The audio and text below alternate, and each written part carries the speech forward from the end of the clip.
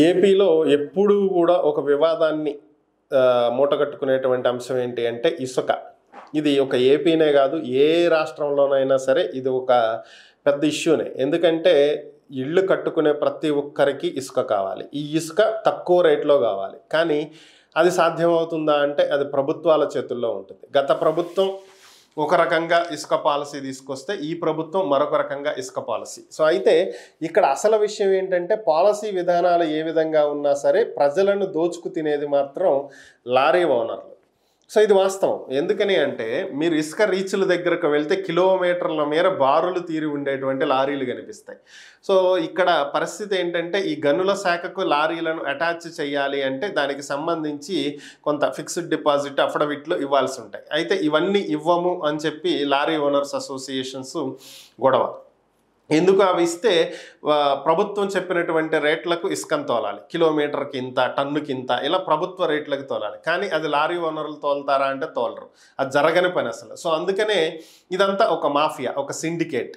So వీళ్ళు చేసేటువంటి పనులకు ఇవన్నీ ప్రభుత్వం మీద ఆరోపణలు. ప్రభుత్వం దోచేస్తుంది, ఫ్రీ అని చెప్పి ప్రభుత్వం డబ్బులు తింటుంది అనేది ప్రజల్లోకి వెళ్తుంది. కానీ తినేది ఎవరు అంటే ఈ లారీ ఓనర్లు. అంతకు మించి ఉండదు. ఇప్పుడు కూడా అదే జరిగింది. ప్రభుత్వం ఇచ్చినటువంటి ఫిక్స్డ్ డిపాజిట్లు లేదంటే అఫిడవిట్లకు సంబంధించి నిబంధనలను లారీ ఓనర్స్ అసోసియేషన్ సంఘాలు ఫాలో కాము అని చెప్పి గట్టిగా ప్రభుత్వంతో మాట్లాడినటువంటి నేపథ్యంలో ముఖ్యమంత్రి చంద్రబాబు నాయుడు వెనక్కి తగ్గినట్లుగా తెలుస్తుంది. ఇవేమీ అవసరం లేదు, లారీలు గనుల శాఖకి అటాచ్ చేసి వర్క్ ముందుకు తీసుకువెళ్ళండి అని చెప్పినటువంటి పరిస్థితి. దీంతో రేపు పొద్దున జరగబోయేది ఏంటి అంటే అక్కడ వీళ్ళు ఎంత రేటు చెప్పినా సరే మనకు ఆన్లైన్లో చూపించేది వేరుంటుంది, అధికారులు చెప్పేది ఆన్లైన్లో చూపించింది ఒకలా ఉంటుంది. అంటే ఒక 10 టన్నుల ఇసుక్కి కిలోమీటర్కి ఇంత, లేదా టన్ను ఇసుక్కి కిలోమీటర్కి ఇంత, ఇవి వాళ్ళు నిర్ణయించేటువంటి ధరలు 10 రూపాయలు, 13 రూపాయలు.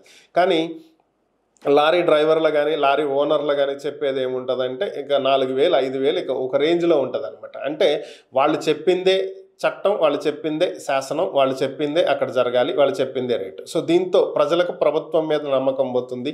ఫ్రీ అని చెప్పి భారీగా దోచేస్తున్నారనేటువంటి వాదనలు రేపు పొద్దున వినిపించబోతున్నాయి. చివరికి చంద్రబాబు నాయుడిని తల వంచేలా చేసినటువంటి లారీ ఓనర్స్ అసోసియేషన్స్.